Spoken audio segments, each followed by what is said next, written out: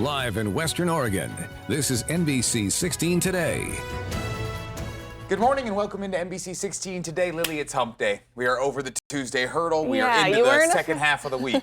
You weren't a fan of Tuesdays yesterday, so I'm Still glad. not a fan of Tuesdays. I'm glad you're chipper today. It is hump day. We're halfway there. And in a few hours, we'll be finished with the show. We're beyond halfway there. See, yeah, this part of the week is when things really start moving. Yeah. I like it. How's it looking outside for our hump day? Actually, getting better, too. That's another positive of our Wednesday. Thursday, we're going to kind of dodge those really warm temperatures. Now, we'll still get to those afternoon highs into the 80s and such, but not cracking 90s today. So we're really going to kind of cool off just a little bit. Let's head over and check out what we're looking at. Some low-lying clouds over Eugene here in the Willamette Valley that you can see through the Hyatt Tower cam as we kick off our hump day. Let's take a peek at the temperature drop-offs in the Umpqua Valley, kind of bringing us back into balance with the rest of the region. Remember, that's been the much warmer spot compared to the rest of our Western Oregon over the past couple of days. Now we're kind of seeing this mid to low 50s kind of consistently across all of our spaces. Now balance between the I-5 corridor and what we're seeing out on the coast. South Coast and the Umpqua Valley still seeing a little bit of difference, but much closer where we're talking mid to upper 50s rather than into the mid 60s like we were seeing yesterday, maybe even 70s we saw about this time on Monday. Satellite radar showing very little activity. You do see some clouds kind of rolling through at the moment. We'll continue to see that action throughout the day increase. That's going to lead us to much cooler temperatures than what we saw yesterday in the warmest parts of our day, that 4 or 5 o'clock part in our afternoon. We're talking maybe cracking into the low, maybe mid 80s at the very warmest, but much cooler than what we were dealing with yesterday, where we saw some 91, 92 degree temperatures out there across Western Oregon.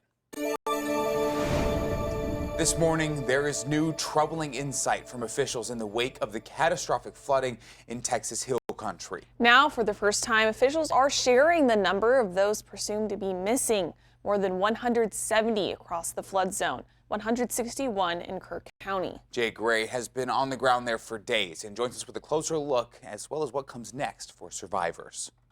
As the massive search effort continues, this stunning revelation from Texas Governor Greg Abbott. Just in the Kerr County area alone, there are 161 people who are known to be missing.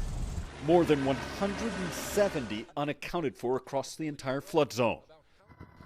This tragedy defined by the staggering numbers, more than 110 dead. I've lost friends, true friends, and we've lost precious families, precious children. I wish to God there was a way we could have warned them. There are growing questions, tension, and frustration over whether there was adequate staffing at the National Weather Service and timely warnings before the storm and as the water started to rise.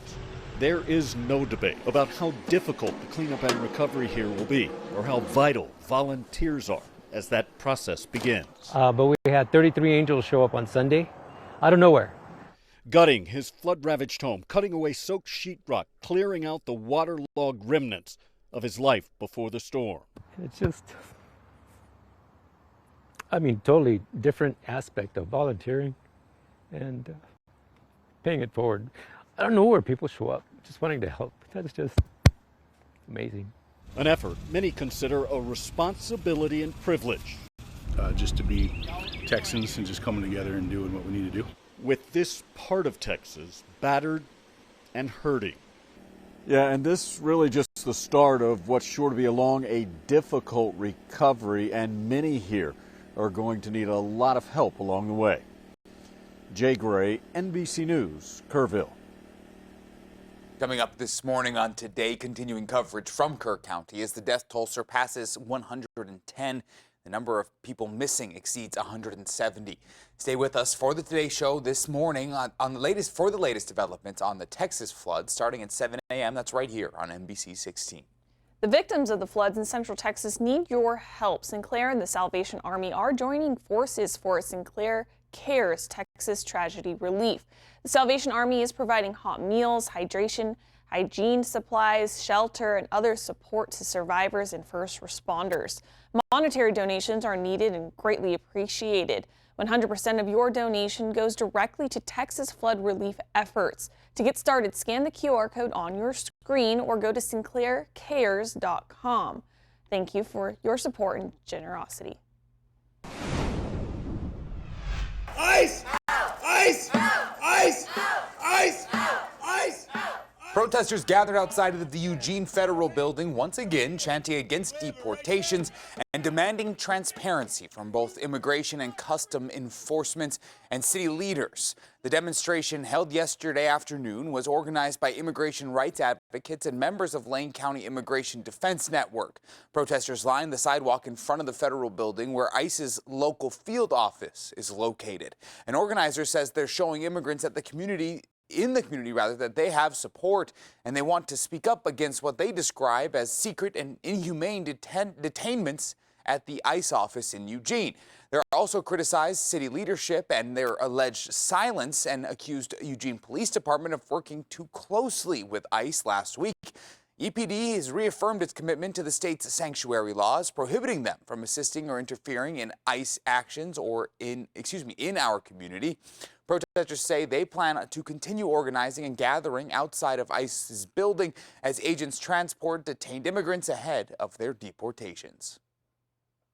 They haven't been very open about the deportations and detentions that they've been doing here, and we want to one, show them that this is unacceptable and that we're going to show up every time that we know that there are people that are being detained here and the ways that we can to resist this.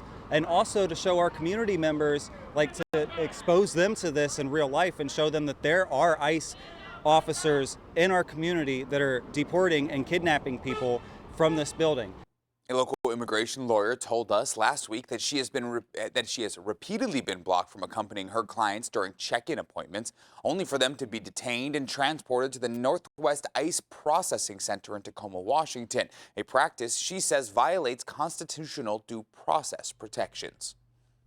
Local school districts are weighing their options following a $6 billion federal funding freeze on K-12 education, impacting most educational programs. Around $73 million is being withheld from Oregon schools, specifically $20 million from teacher training programs.